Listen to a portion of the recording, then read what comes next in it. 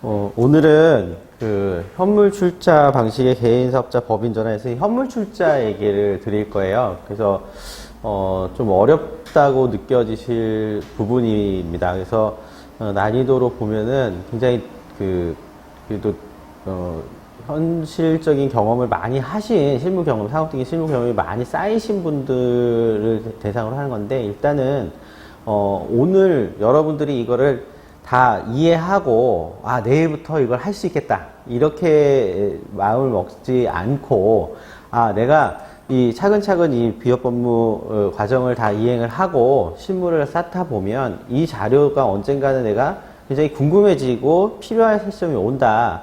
그랬을 적에 어딘가를 갖고 이 근거에서 써보겠다.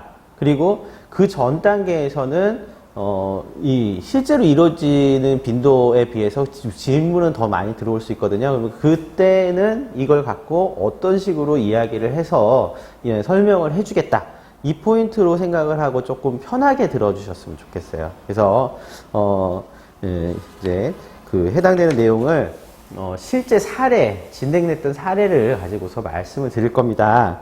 그래서 이 사례는 3페이지 보시면 당부의 글이 있죠. 본서의 현물출자 내용은 2017년에서 2018년도에 걸쳐서 진행된 실제 사례입니다. 그래서 현물출자로 인해서 설립을 시작할 때부터 이제 끝날 때까지를 보여드린 것이고요.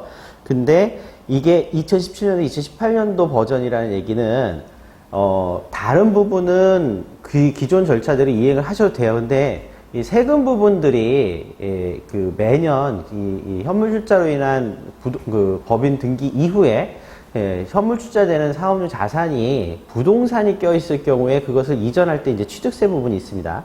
취득세 부분에 대해서 이게 세감면이 있어요. 근데 이제 그게 특례법 같은 걸로 되어 있기 때문에 매년마다 바뀔 수 있다라는 게 전제예요. 그러다 보니까 그 부분에 대해서는 그때그때 다시 확인을 해야 되는 절차가 필요하다는 것입니다. 대신에 그 확인하는 절차에 대해서 지금 어느 법령을 어떻게 추적해 가면서 그때의 규정을 확인하면 되겠다. 이 내용을 담아놨단 말이에요. 그래서 지금 이제 진행하실 때에는 그런 기분으로 진행을 해주시기 바랍니다. 그래서 전체적인 절차는 현재도 동일하게 적용되지만 부동산 소유권 이전의 세금 감면법이 수시로 개정되니까 본서 해당 규정을 참조하되 반드시 이 적용 시점 당시에 현재 조항을 다시 확인해서 진행을 해 주시기를 당부를 드립니다. 자, 4페이지 보시면 일단 현물출자가 의뢰가 들어왔던 건입니다. 근데 어떤 식으로 들어오느냐, 현물출자라 하더라도 이게 우리가 전에 시간에 몇 번 했었죠. 그러니까 설립 단계에서 납입 방법, 죽음의 납입 방법이 현금이 아닌 현물이었다. 그죠? 그러니까 발기 설립에도 현물출자가 있고 모집순에도 현물출자가 있죠. 그리고 우리가 유상증자를 할 때도 죽음의 납입 방법 중에서 현물출자가 있죠.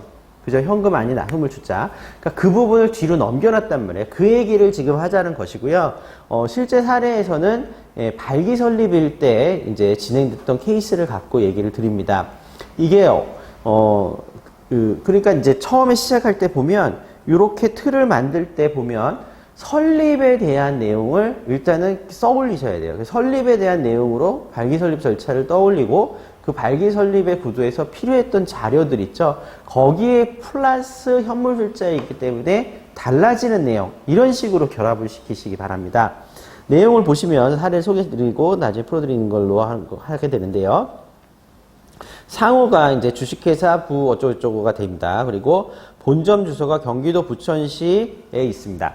부천시에 있고요. 그 다음에 공고방법 우리가 항상 받았죠. 공고방법 보면은 원래 전자적 일간신문에 하는 공고방법을 쓰는데 여기는 이제 홈페이지를 개인사업으로 유지를 하고 계셨어요. 그래서 그 홈페이지 쓰겠다.